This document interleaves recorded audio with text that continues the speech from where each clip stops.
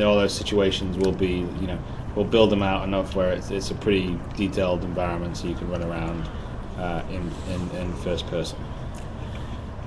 If we sell our pledge ships, will the lifetime insurance go with them?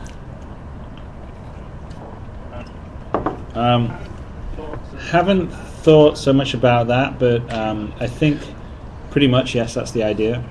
The ship itself comes with the insurance. So they would have a higher value than sort of newer versions of the same ship that might short lifetime, right? In terms of in-game credits. Well, potentially, yeah.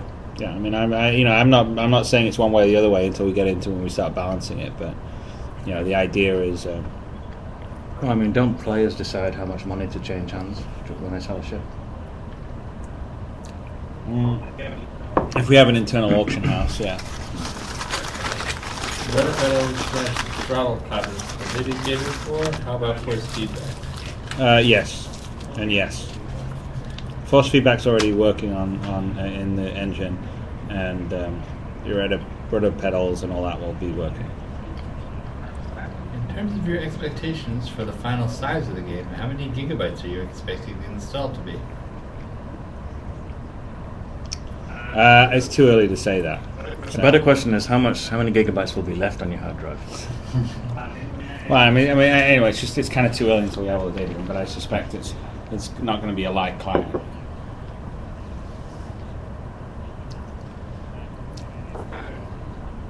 I think EVE Online's about 16 gigabytes.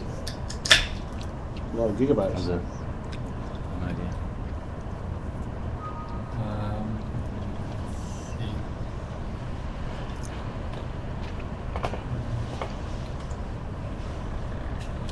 Will our pledge titles be shown or represented in game?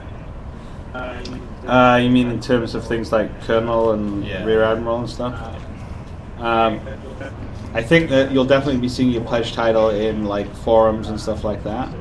I'm not so sure about in-game because obviously, you can't just have a bunch of admirals walking around and stuff. But we'll see.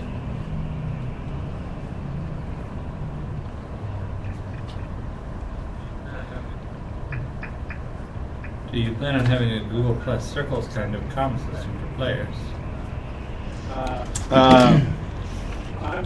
Well, I haven't specifically thought about it, but is the reference to Google Plus more about like the usability, the sharing, the virality of it, or? No, I think they mean like the little postage stamp video for the webcam. Oh, well, definitely gonna. Well, you mean like you actually see someone that you're talking to? Yeah. In Like if I'm flying my cockpit, do I see an avatar or do I see the webcam view of the person? Well, I think you're going to see an avatar of you are, just because it's to keep you in the immersion. Getting pretty damn close to 6 million, by the way. I think, unless somebody just fed the wrong number into the chat. Probably. Yeah, they put something like 5,983,000. No, it's 583. But it's at this rate, if they close to 5.7.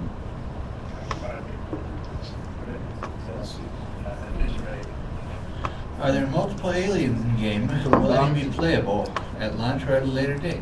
There are multiple aliens. They are not going to be playable at the start, but at a later date you'll be able to play. In the cockpit, will sounds sound like they're being mediated through the metal of the ship? For instance, like the game Hawken does. Game Hawken? Did he say mediated? Mediated. Like transmitted? Yeah, he just wants to know if it's going to sound like you're I think there's going to be a slight change in the character, but if you spend a lot of your time in the cockpit, you don't want this game to sound dull simply because you're inside the cockpit. You're also in a space helmet too, right? So I mean, don't forget there's no sound in space, so any sound that we have in this game is like fake sound. So before anybody says, hey, that sounds wrong, there's not supposed to be any at all. So there might be a slight character, because we do want it to have a slight sonic difference between third person, exterior camera, and first person inside the cockpit. So as you go back and forth between those two views, you'll hear the difference. but it's not going to be a significant difference. Will there be player-made items /ships/mods? Well, it certainly will be. Well, hopefully in the Persistent Universe you'll have the opportunity to make a spaceship, which I've talked about before. I don't know about player-made items, but Ding, ding, ding, ding.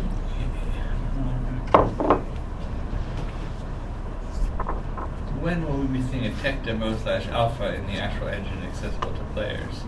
As in, not a video, but an actual client for benchmarking /testing. well, that's when you're going to get the multiplayer alpha in 12 months.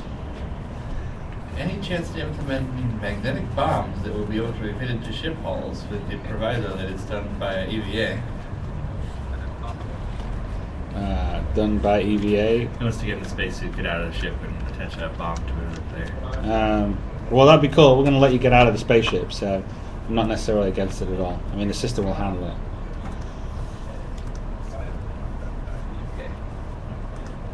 Is there any list that shows the pledged ships with their name attached? The development doc shows ships with no name.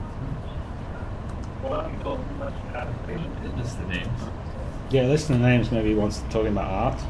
Oh, maybe you need the art. No, the art has not been completed for a number of the ships. We're going to be rolling it out as we have it in a further along form, so you're not going to see them immediately. What size will the USB drive be? 16 or 32? Not sure yet. It'll be between the 16 and 32 one. So it'll either be 16 or it'll be 32. It sort of depends on the size of the client. About the time to required to kill a captain ship. Are we looking at Wing Commander where you can kill a fighter? Looking at Wing Commander where you can kill a fighter in one pass and a destroyer in 2 or 3 passes? Or are we having much longer epic fights? Well, probably longer than, yeah, definitely probably than Wing Commander. This is going to be less just straight, simple arcadey.